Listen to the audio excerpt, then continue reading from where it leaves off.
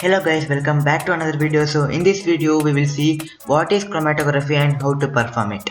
So let's see what are the materials required to perform chromatography.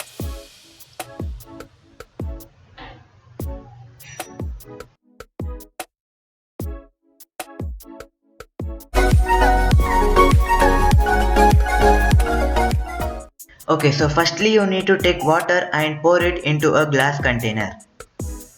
Now you need to take a tissue paper and with the help of a scissor cut it into a strip.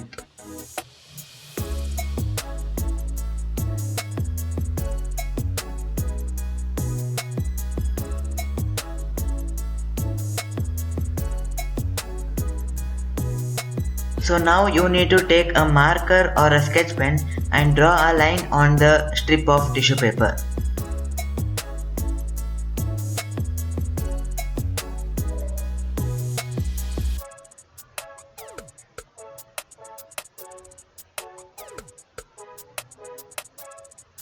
Okay, now you need to dip and hold the tissue paper for 5 minutes in the glass container. You will observe that the colors rise.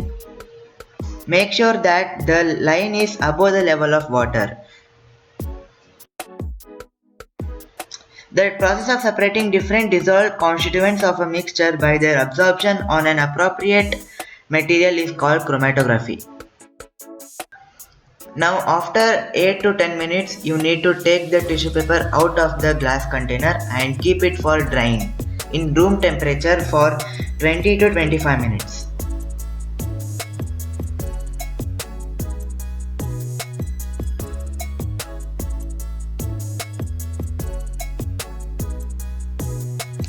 So after drying it looks like this, and these are the constituents of black colors which are separated by the method of chromatography.